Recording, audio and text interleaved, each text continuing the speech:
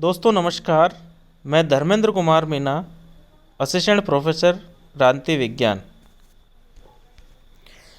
जयप्रकाश नारायण के बारे में अपन अध्ययन कर रहे थे। जयप्रकाश नारायण की जीवनी, जयप्रकाश नारायण के सामाजिक जीवन में किस प्रकार से सक्रिय रहे जयप्रकाश नारायण, इसको अपन ने पिछले वीडियो में देखा। आज के वीडियो में जयप्रकाश नारायण के राजनीतिक विचारों का अध्ययन करेंगे। अपन जयप्रकाश नारायण के विचारों का अध्ययन करेंगे। सबसे पहले उनके सर्वोदय संबंधी विचार को देखेंगे।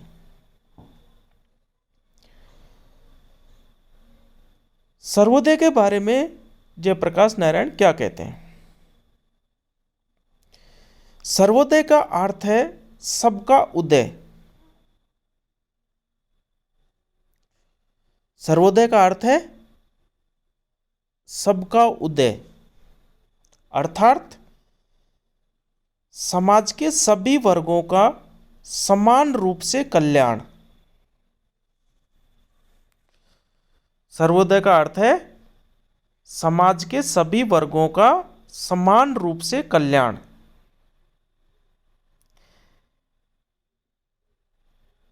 और सभी क्षेत्रों में कल्याण। इसमें सर्वोदय में समाज के कमजोर वर्गों का विशेष ध्यान दिया जाता है। सर्वोदय में समाज के कमजोर वर्गों पर विशेष ध्यान दिया जाता है। सर्वोदय में शक्ति की राजनीति के स्थान पर सहयोग की राजनीति पर बल दिया जाता है। सर्वोदय में शक्ति की राजनीति, शक्ति या दबाव की राजनीति के स्थान पर सहयोग की राजनीति पर बल दिया जाता है। इसमें राज्य की भूमिका को धीरे धीरे समाप्त कर स्वशासन व आत्म अनुशासन पर बल दिया जाता है।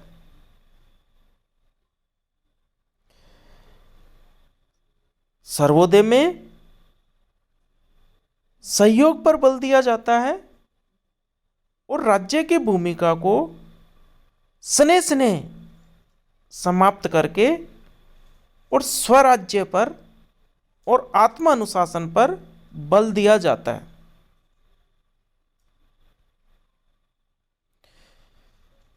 तो सर्वोदय का अर्थ है सबका उदय।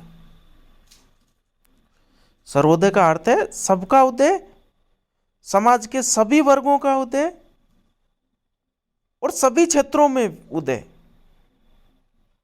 आर्थिक, सामाजिक, राजनीतिक सभी क्षेत्रों में उदय, विकास और समाज के सभी वर्गों का उदय। यह सभी वर्गों के विकास पर जोर दिया जाता है और इसमें कमजोर वर्ग पर विशेष ध्यान दिया जाता है। सर्वोदय में धीरे धीरे राज्य की शक्ति को कम किया जाता है या धीरे धीरे समाप्ति किया जाता है। धीरे धीरे कम करते हुए राज्य को तो समाप्त करने पर जोर देता है सर्वोदय, और स्वराज्य पर व आत्म अनुशासन पर बल देता है। तो ये जयप्रकाश नारायण के सर्वोदय संबंधी विचार।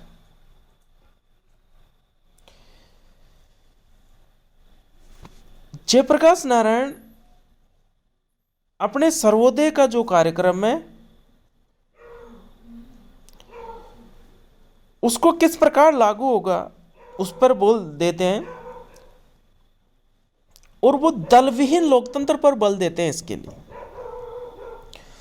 जयप्रकाश नारायण दलविहीन लोकतंत्र पर बल देते हैं। आपस में दलों के कारण लोगों में द्वेष, राजनीतिक पार्टियां लोगों में गहराई उत्पन्न करती है। आज अपन देखें तो एक बड़ी राजनीतिक पार्टी ने, एक राष्ट्रीय पार्टी ने लोगों में सांप्रदायिक भावना को इतना जोर दिया है कि समाज के वर्ग सांप्रदायिक या अन्य आधार पर बांटने का काम किया है। और आज एक ही बड़ी राष्ट्रीय पार्टी नहीं बल्कि अनेक क्षेत्रीय पार्टियां भी इसी में लगी हुई है। तो जयप्रकाश नारायण दलविहीन लोकतंत्र पर बल देते हैं और ये सर्वोदय का जो उनका कार्यक्रम है जिसमें राज्य समाप्त हो जाएगा और स्वराज्य आएगा और लोग आत्म अनुशासन लोगों में आएगा और अपने आप ही एक अच्छी व्यवस्था बन के रहेगी। वो किस तरीके से होगी कि उसमें दलविहीन लोकतंत्र होगा उसमें। तो कार्यक्रम किस प्रकार से होगा इसकी जयप्रकाश नारायण ने इस तरीके से रूपरेखा बताई है। जयप्रकाश नारायण के अनुसार सर्वोदय कार्यक्रम को लागू करने हेतु सर्वप्रथम सभी राजनीतिक दलों को कार्यक्रम में भाग लेने के लिए आमंत्रित किया जाएगा। सर्वोदय कार्यक्रम को लागू करने हेतु सबसे पहले सभी राजनीतिक दलों को कार्यक्रम में भाग लेने के लिए आमंत्रित किया जाएगा।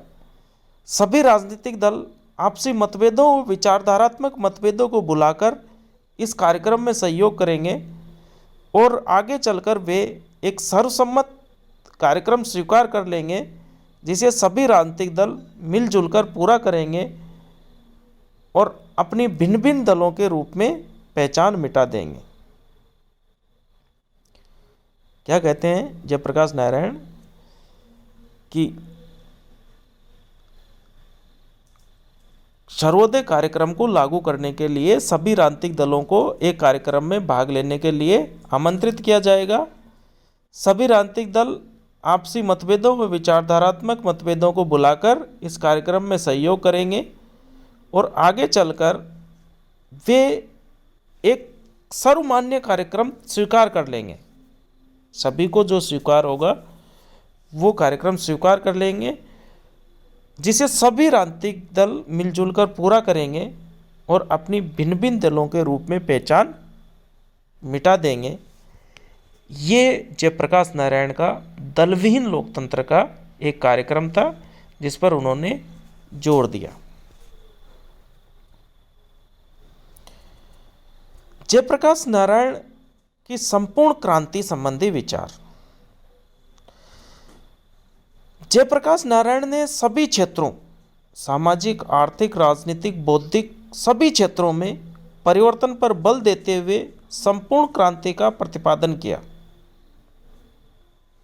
संपूर्ण क्रांति का मतलब है सभी क्षेत्रों में क्रांति, सामाजिक, आर्थिक, राजनीतिक, बौद्धिक सभी क्षेत्रों में क्रांति।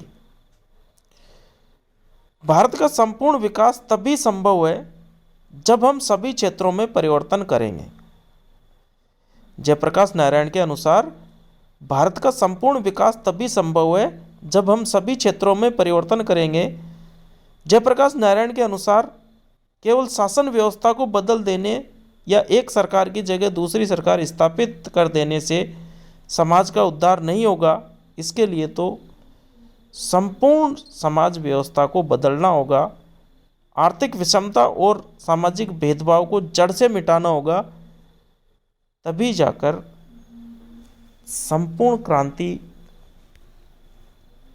का जो जयप्रकाश नारायण का नारा है वो लागू होगा। मतलब संपूर्ण क्रांति का मतलब है सभी क्षेत्रों में परिवर्तन, और वो परिवर्तन शासन व्यवस्था को बदलने से या एक सरकार की जगह दूसरी सरकार स्थापित करने से नहीं होगा, बल्कि संपूर्ण सामाजिक व्यवस्था को में बदलाव लाना होगा। लोगों में आर्थिक विषमता और सामाजिक भेदभाव को जड़ से मिटाना होगा। बहुत ज़्यादा आर्थिक असमानता नहीं होगी लोगों में, बिल्कुल सब समान होंगे। सामाजिक भेदभाव आपस में नहीं होगा। अस्पृश्यता जैसी बीमारियां जड़ से मिटेगी, तभी जाके संपूर्ण क्रांति आएगी। जयप्रकाश नारायण ने संपूर्ण क्रांति के क्रियान्वयन के लिए 1974 में घोषणा की कि संपूर्ण भारत हमारा है, इसलिए शासन पर भी हमारा हक है। 1975 के आपातकाल का विरोध करते हुए लोकतंत्र बचाओ और इंदिरा हटाओ का नारा दिया था। इन्होंने जयप्रकाश नारायण की इसी संपूर्ण क्रांति ने जन आंदोलन का रूप ले लिया।